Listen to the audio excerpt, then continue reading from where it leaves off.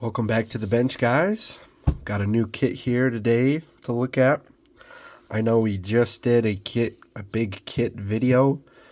I haven't had a chance to make a video updating what I'm working on because we actually changed our work schedule at work, so I've been adjusting to that. It's a nice new schedule. We're working longer hours but less days a week, so I do like that. It's just been a little bit of an adjustment. But yeah, this kit I got on New Year's Eve on Sprue Brothers. Actually, to make my Sprue Brothers points for the year, I needed 10 points, so I bought this kit. Why this one? I don't know what this is.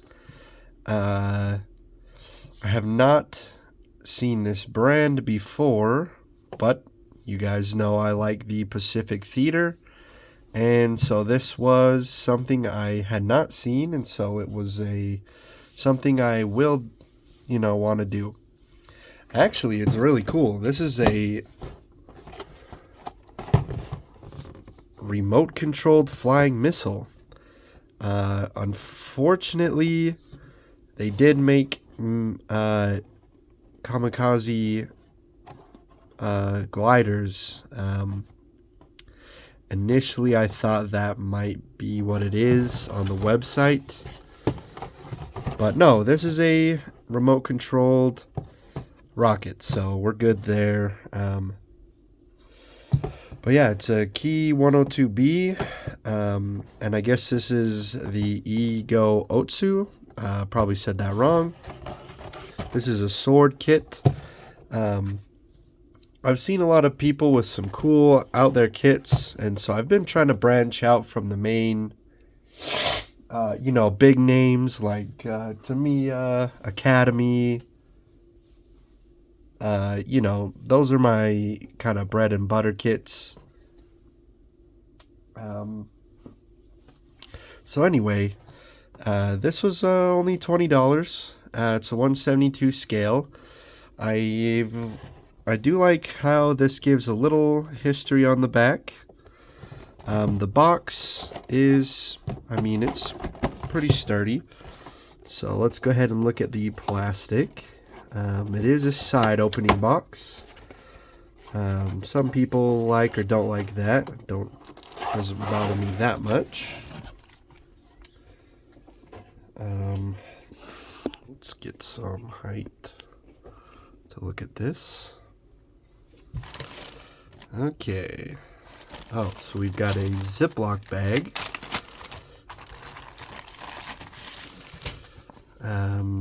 History about the plane on the front. So I guess it's a long-range heavy fighter to replace the Ki-45. I'm not sure what that plane is either. I'm not too familiar with their more heavy fighters or bombers besides the Betty bomber.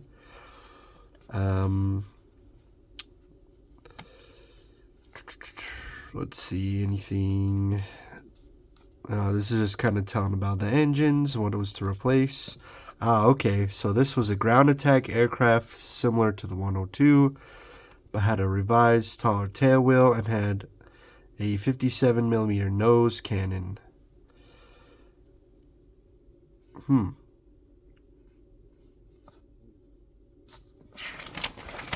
thought it would. There's our decals. I thought it would tell us a little bit more about the this radio-controlled rocket, but it doesn't seem to.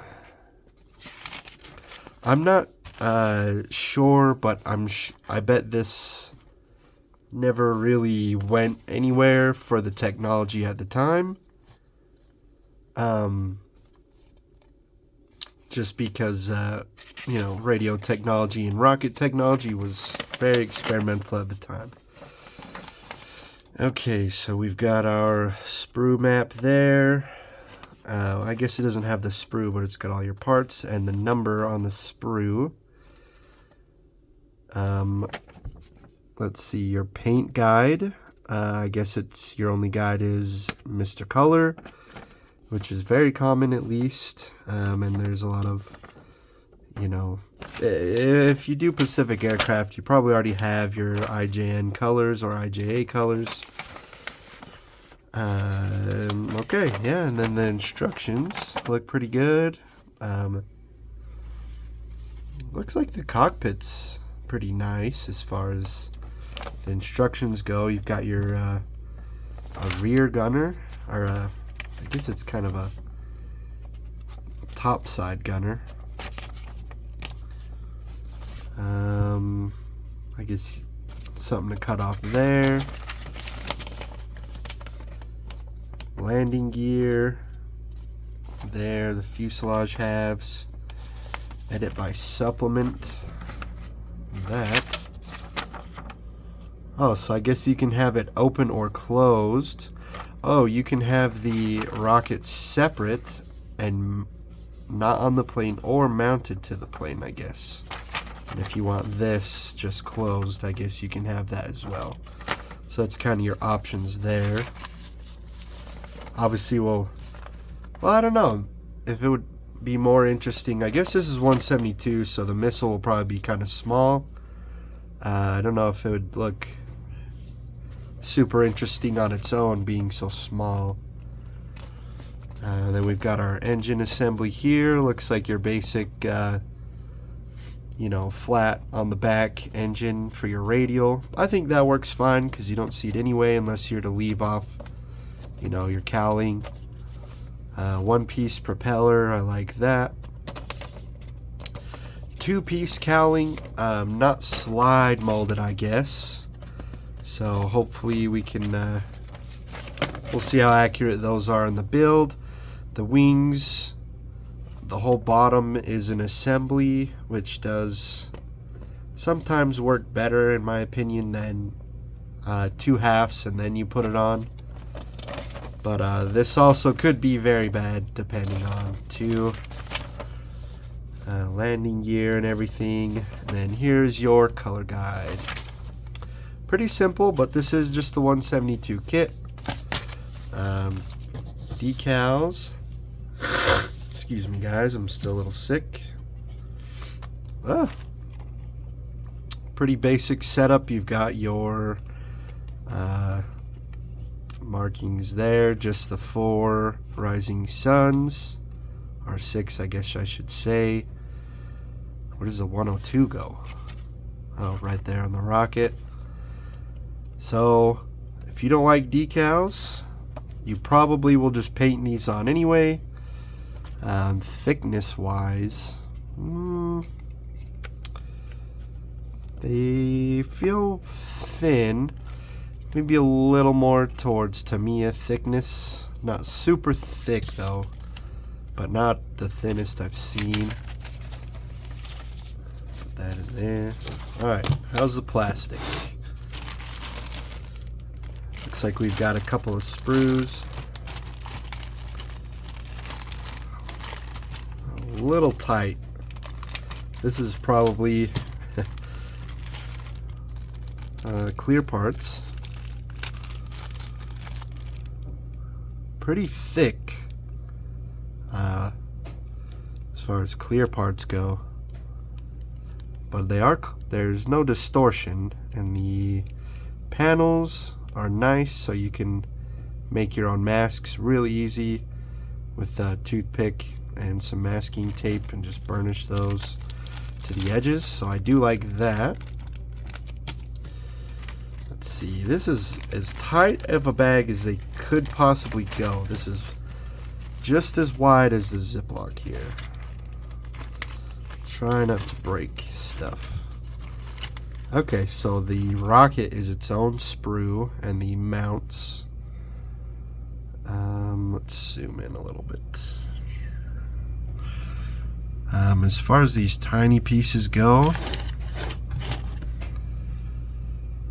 not much flesh. This is a little bent because probably just the bag situation. Oh. Alright, so there is some pretty decent size ejector pin marks. Look at that.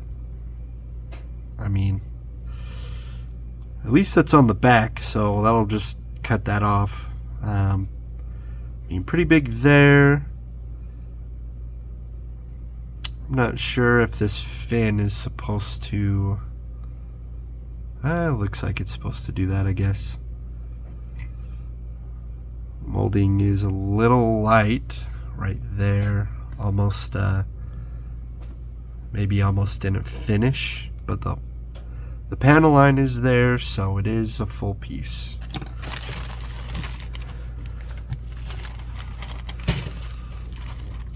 Okay, super tight. Alright, so here's your wings and your cowlings. The details are all there. The panel lines are not raised. Here, let's, there we go. But there is a mark right here. If you can see that right there. Oh yeah, you'll be definitely needing to take care of those before you put the wings together, or they won't sit flush. So ejector pin marks on this are pretty heavy. Look at that. I mean, that probably isn't a problem. That's a little more in the indent, so that's not a big deal. There is flash around the edge of this here on both of these.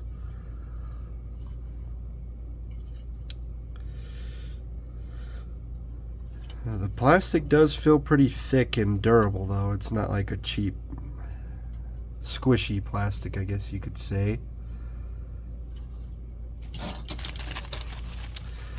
Okay, last sprue. There is flash on the propeller there. That's a pretty common place for flash, I've noticed. What's weird is on these little pieces, I don't see very much flash at all. Like, there's a mold line from where it comes together, but it's kind of weird that the bigger pieces have it, but the smaller pieces don't. There's some there. You can see on my finger there. Engine detail is pretty crisp, I would say. It kind of melts back into itself, but once it's in the cowling, I think it'll look pretty nice. Big ejector pin marks again. Ooh. The holes here are not in the center, but they're both off center a little bit. Oh wait, you know what? Those go right there, so I guess the hole probably doesn't matter. That's probably an ejector pin mark. I mean, as far as quality of feel, this plastic feels nice. You've got, as far as detail goes, I would say the detail's all there, the panel lines are all there. I don't see anything raised. You know, look at these machine guns, those look nice. Instrument panel, yeah, the details are all there. So I mean, as far as quality of plastic goes, it feels really nice. You can't really see on my camera. I'm leaving little streaks with my hands, so probably want to hit this one with the soap and water just to get the mold residue off. That's okay, or just give it a good sand. Look right there, that's a big old boy right there. So this will definitely not just be a shake and bake kit. I'm sure it's going to be a decent amount of time with your sanding. I mean, nothing looks warped. So I feel like maybe if there's going to be an issue, it would be with these, going on here. But I think if you manage these ejector pin marks, you'll be okay. There's nothing too scary about this to me. Maybe if this was my first model kit, I'd be frustrated, but I know what I'm looking for. The only other thing that is a little weird is the wheels are 2 pieces. So you will have to do some sanding, but there is no tread molded in here. I am excited to do this kit. This one will be a little more of work though, I can tell you that. Just for the fact of the ejector pin marks. You're just going to have to cut those off and sand them down. And probably do a lot of dry. I would definitely recommend all your parts on here, especially your bigger pieces, do some dry fitting. Just to make sure you've got everything able to sit flush together. Okay, just make sure I got my decals in there. But you know what? I don't know anything about this plane, and it was unique. It caught my eye for sure as I was browsing. And you know, for $20, something unique. You know, who else is selling a kit with a Kawasaki remote controlled rocket? I am excited to get to this. And I know everybody says that as they have a big pile behind them. Let's bring you back down here. But yeah, that is the Sword 172 Ki-102b and Ego Otsu. Hope you guys enjoyed the video.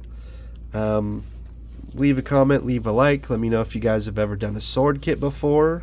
I have not heard of them. But yeah, we'll see you in the next one, guys.